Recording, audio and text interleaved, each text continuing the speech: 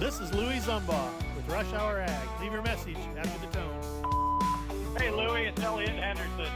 Can't wait to tell you about rolling down the back road, truth riding with the dust, talking agriculture policy with people you can trust. From the field to the Capitol, we're breaking it down. Real talk, real issues from a real farm town. Every hour's rush hour when the work won't leave, so we're cutting through the noise and setting things straight. What's your rush today, Elliott?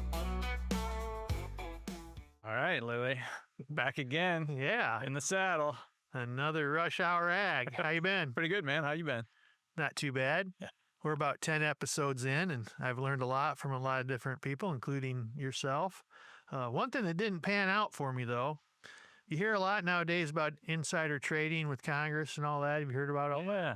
Yeah, and there's like apps now that Follow them? Yeah, you can follow that trader or follow that congressman or Well, I do the same. really thought I was onto something. I bought a bunch of Disney stock after that first episode because I was sure everybody was going to be wanting to go to Disney. I think my Disney stock might have went down a little bit. Well, I didn't really buy any. That was a good story, and I just wanted to give you a little hard time about it. You know, we did go back to Florida though a few years later after that, and I think we had 3 kids at the time. Yeah, And, and had 2 more when you got back. That's right. Yep. We went in, and I think you're supposed to like have the ticket bought at a certain spot, but the way we got into the park, we like ended up at the main gate. And you couldn't buy tickets at like the main gate part. Sure. And so we're talking to the guy, and he's like, "Well, you just gotta go back here." So we're trying to figure out how we're gonna get back there. And I just started telling the story about, we came here, 5 years ago or whatever it was. And he's like, and I kind of told him the story. And he's like, "Hold on, you just wait right here." And he come back and like it was like $1,000 worth of tickets and Wow. yeah, and passes and all kinds of I'll have stuff. to remember that. I'll tell your story if I'm ever at my Disney, story. man. Yeah, maybe I'll get some free tickets. Maybe. That's kind of like You do it all your grandkids too. Then, if you ever have to go to the ER, emergency room.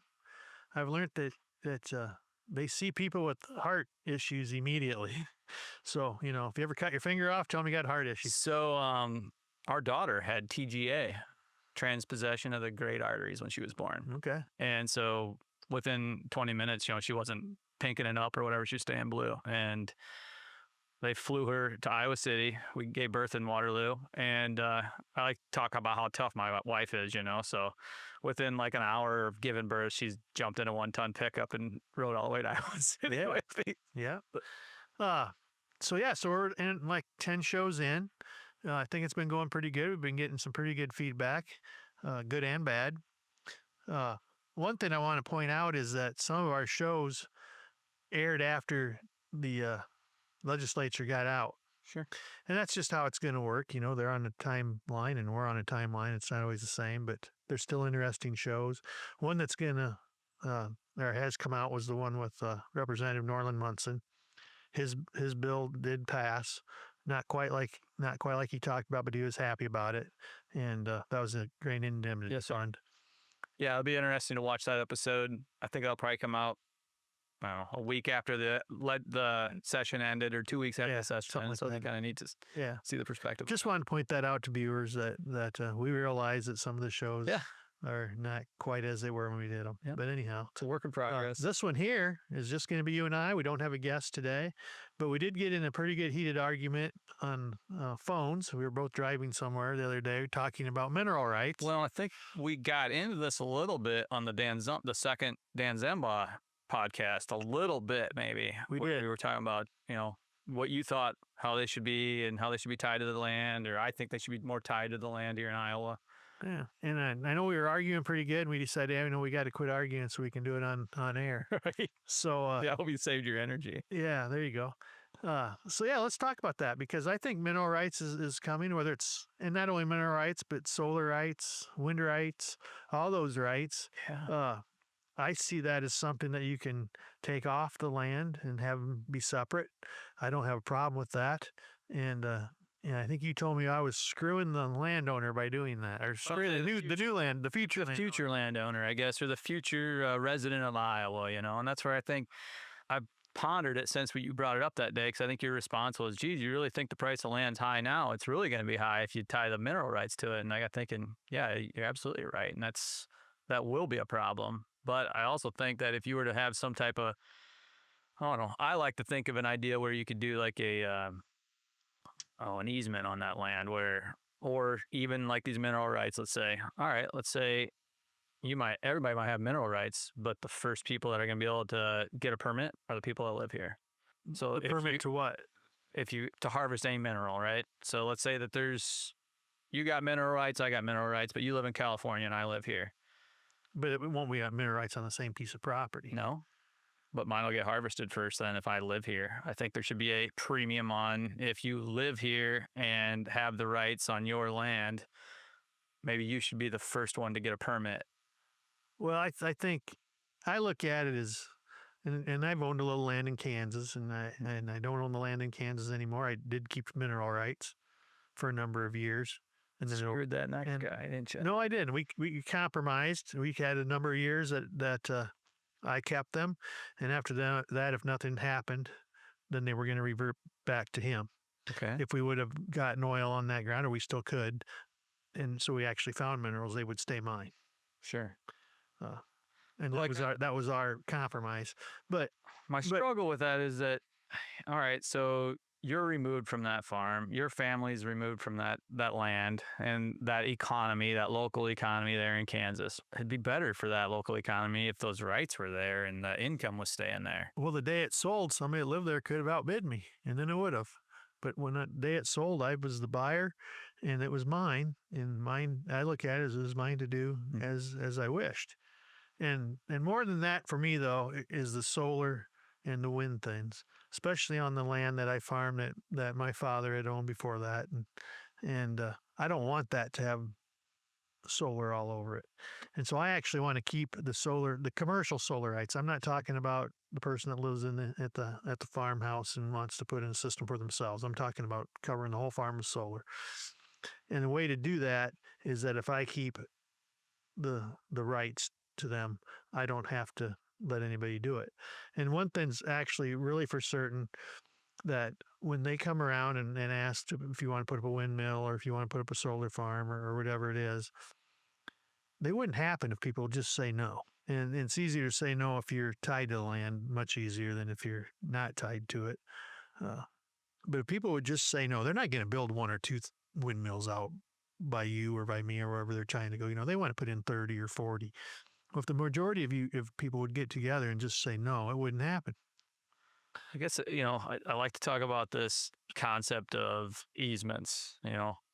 Why, if you're going to take a right off of that, or take that mineral right off of it, why don't we just put restrictions on it? So it's kind of the same thing, right? You're putting a restriction on it for that person. When you take the right off, you're also putting a restriction on it that person's no longer going to be able to have income for that right because you've taken the mineral rights. But it's mine to take. I own it.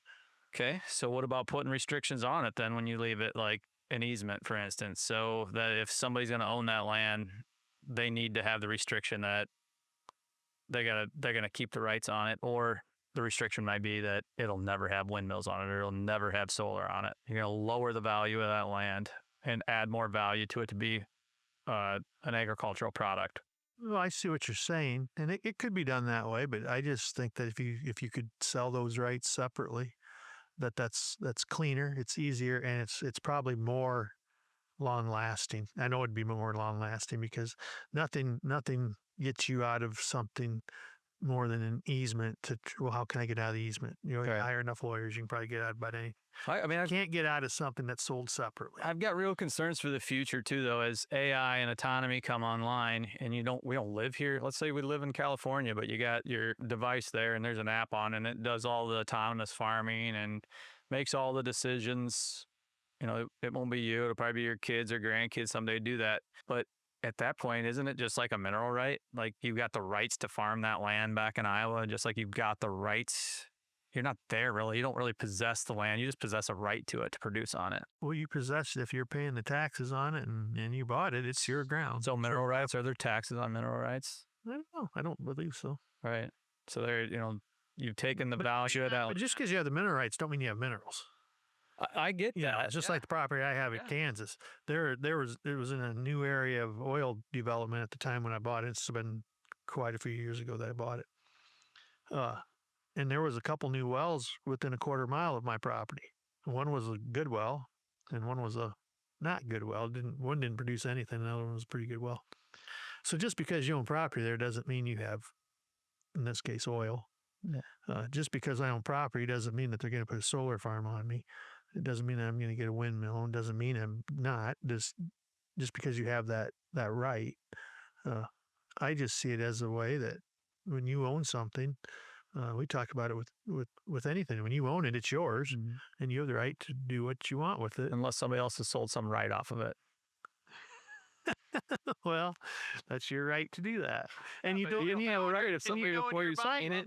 It's like I want. Yeah, you know when you're buying it if it's there or not. Absolutely. When we were doing the solar ordinances in Lynn County, I suggested that they needed to compensate anybody that lived within a certain distance of the solar farm. And the person at NextEra at the time, they no longer own it. I think Alliant owns it now, but NextEra at the time actually took some of that up. I'll give her credit for looking into some of that. But she thought she should give a little money to whoever lived at them places for into the future. And I thought it should be a one-time fund to the person that owned the property at the time that they came into the area. Because the person that they sell the house to knows there's a solar farm in their backyard. They bought it not knowing that. And so that was a difference that actual person that worked for NextEra and I had, that she wanted to stretch it out over a number of years, maybe the entire 30 years that the solar farm was supposed to be there for. It obviously cost them less money. And I thought it should have been a one-time sum to ease the pain of the people that weren't around it. I still think I still like the way I was going to do it better. I don't think any of it ever happened. Well, I mean, yeah, I know what you're laughing because you're thinking, well, you always think your ideas are great. And you're right, I do. I think anybody that puts an idea out there, if they don't think their idea is great, they shouldn't put it out there in the first place. That doesn't mean it's great. Doesn't mean all my ideas are great.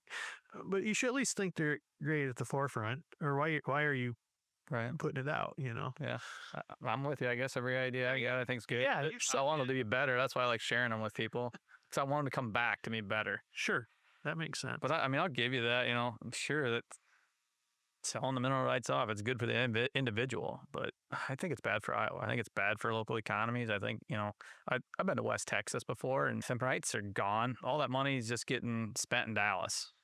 Yeah, I get it. They'll come out and they'll drill the well, and I don't know what all the terminology is. I haven't watched enough Landman, but derricks and all kinds of other stuff gets put out there, and there's an economy that supports that. But, the individuals in the communities, I don't think are prospering as well as the people that had the rights on the minerals.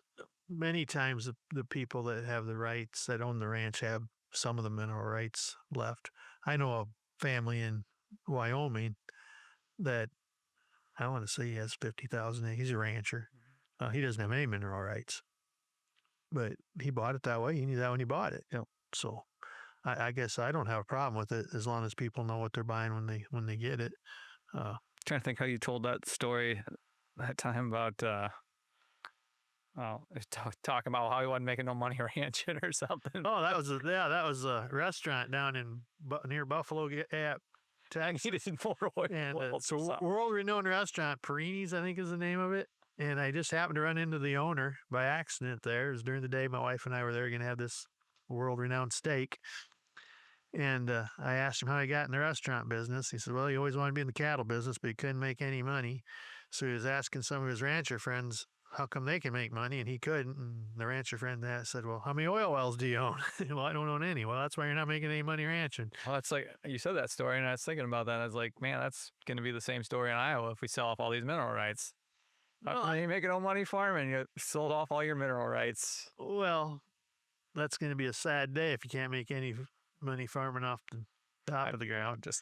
But there are, there's, I think Senator Zumbaugh hit that talking about wind farms. He mentioned, you'd have to look at, I think it was first or second episode, or third or fourth episode that we had, but he mentioned that he met a farmer that really made an impact on his farm income having that, and it changed his attitude a little bit. Right. Yeah. It's like an 80s. I think it was a story about the 80s or something. Yeah, I think you're right. So, yeah, there's lots of area to go, but that was one that you and I just don't agree on, and that I wanted to bring up because it was it was getting a little heated in the truck. We're not near as heated here when we're actually facing each other, I guess, or distance and courage and distance. Yeah, you were driving, I think, so you weren't going to swing at me if I said something you didn't like. No, I wouldn't do that. I know you could, so I'll feel nicer. You're like a Green Beret. I wouldn't be stupid enough to do that. But I just think that that's something that's going to come to Iowa. I think as they find different things. Hydrogen, I think, is the topic of the day. Yeah, as they find that thing, I think that's going to come to fruition. I think and it'll be talked about the State House and something will come of it.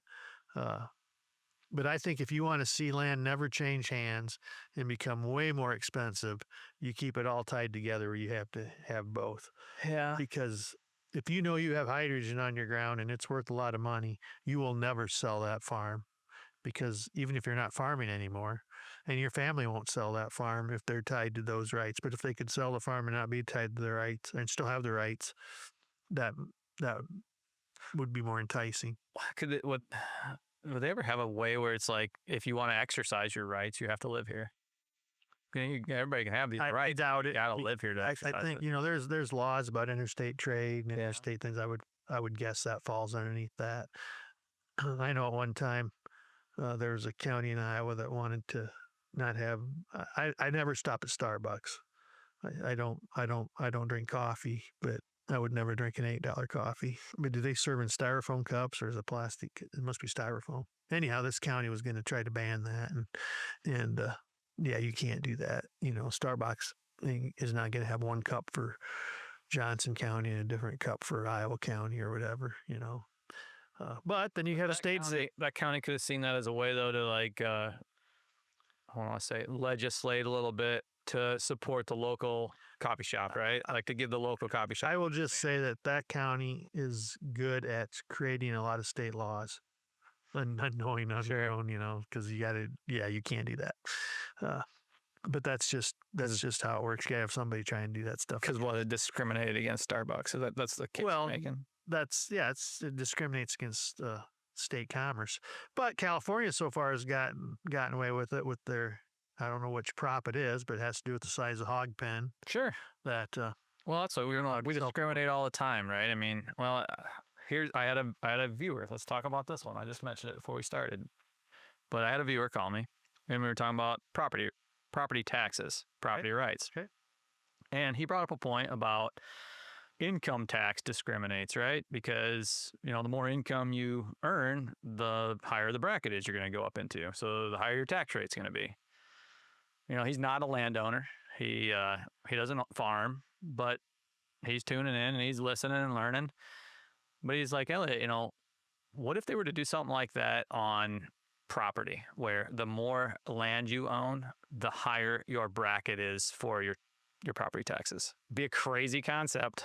Like most of your concepts that are like that, at some point in your life, you won't like it anymore. But like his point was the Mormon church, right? They're buying up all this land here. They own more acres. Should they be paying higher property tax? But at what point do you engage it? At what point do you not? The person that farms. I mean, they're doing it with Bill Gates already. So if he owns 100 million acres, his income tax, the more income he makes, the higher tax bracket he's in. Well, what about a guy like that? The more acres he has, the higher the bracket is for him to pay more property taxes. I think it's a slippery slope. I agree. I mean, most of those slopes start out with good intentions because you're only going after that true 0.5%. Sound like the guy like selling income tax back in. And then as time goes on, well, that's not enough, so we got to drop it to this guy. And then we got to drop it to this guy. And then we got to drop it to this guy. And pretty soon, if you own more than 160, you're going to be in that bracket. Yeah, you'll own nothing and be happy. The best thing to do with property taxes is to eliminate them. I'm just not sure. I think sales tax is a good replacement.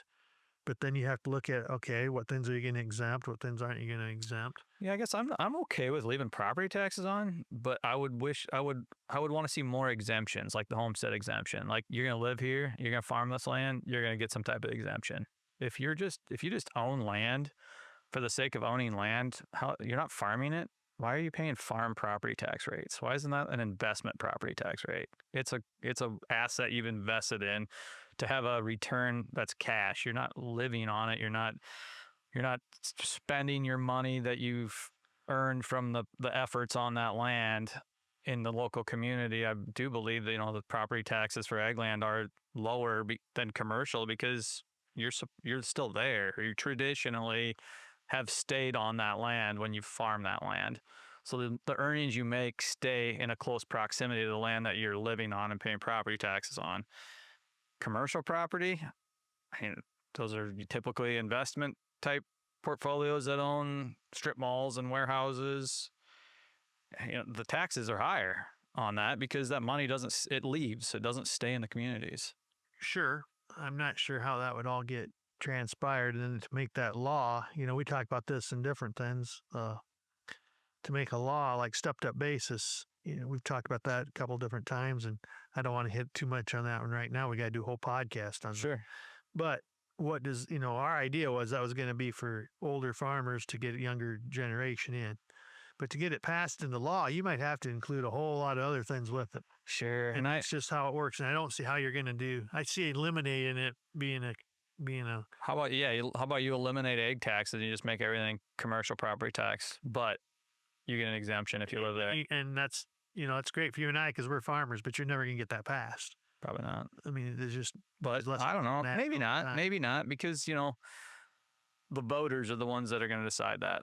And as you see more and more of this land owned by people that don't live here, well, taxation without representation, they aren't here to represent themselves. You're going to see the people from Iowa, they're going to vote in lawmakers that want to vote policy in on their behalf, not the behalf of the guy that don't live here no more. That's true, but the person living in the suburb of Des Moines doesn't feel the pain of you paying your property taxes in Independence, Iowa.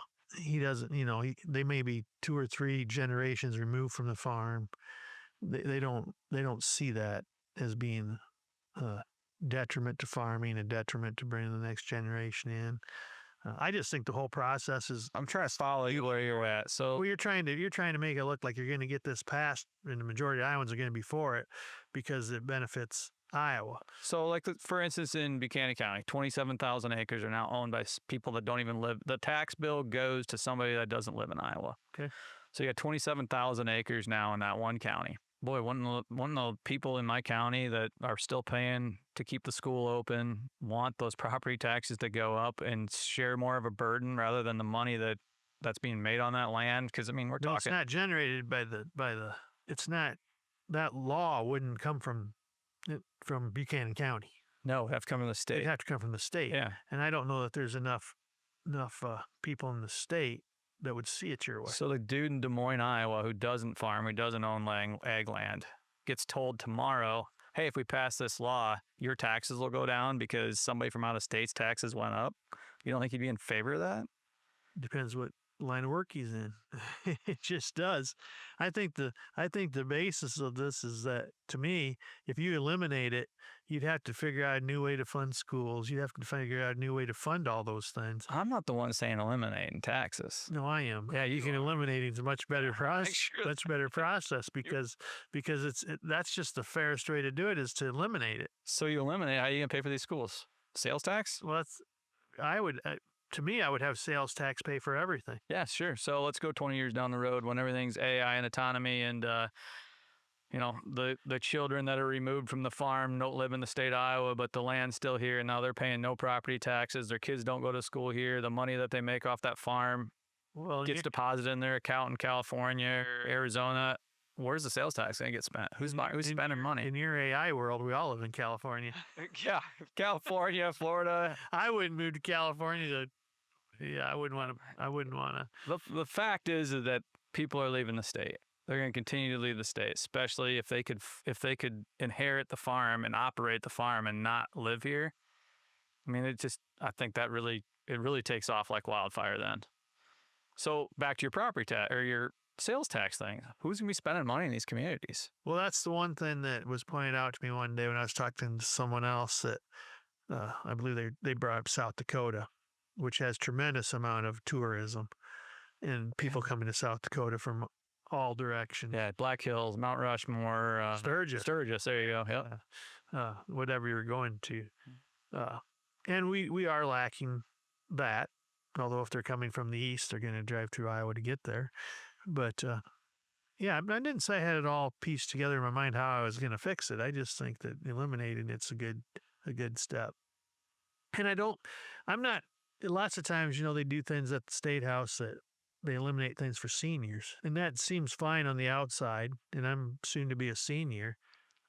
But and my father-in-law always said, he liked to eat it. I believe it was I think it was Hardee's. He'd always have a coupon, and it was for if you're 55 and older. Citizen discount. Yeah. He says, I don't need this now. Why didn't they have this coupon when my kids are all small? I needed it back. Yeah, I need the starter family discount. Yeah, so lots of things that they do which are geared towards seniors are great, but somebody's picking up the slack. And so I don't have all the answers. I just have a lot of ideas, and some ideas lead into more questions than what the ideas. I think that's like answered. What a lot of this is about, is to have this conversation, get the listeners to. So as we get into this, like I said, we're about 10 shows in. I know we want to do a show on farm size and how that all works in the real world. And I think that ties into a show that we just had with EBT, Elizabeth Burns Thompson, about, what did she call it? Maha, yeah. Make America healthy again. Yeah, I think I wrote that down when she was here, how that kind of ties in. Because if you eliminate a lot of maybe farm chemicals, or you eliminate things like that, does farm size then get smaller again? Or does the Tommy take care of that and it doesn't, and just makes it go faster that way? I don't know how that ties in. I think that's an episode by itself. Yeah, sure. I guess. Yeah. I just wanted to give some ideas of what we're thinking about having on future broadcasts. And that was one of them that I think will be exciting to have. I know I'm looking forward to that one. I think we're going to try to do one on carbon pipelines and how that all worked out with the Senate bill and how all that happened. I know that was different than how we talked about in previous broadcasts, and by then we'll know whether the governor's actually going to sign the bill or not. So that's one that I'm looking forward to doing something with. Anything you're looking forward to bringing out to people?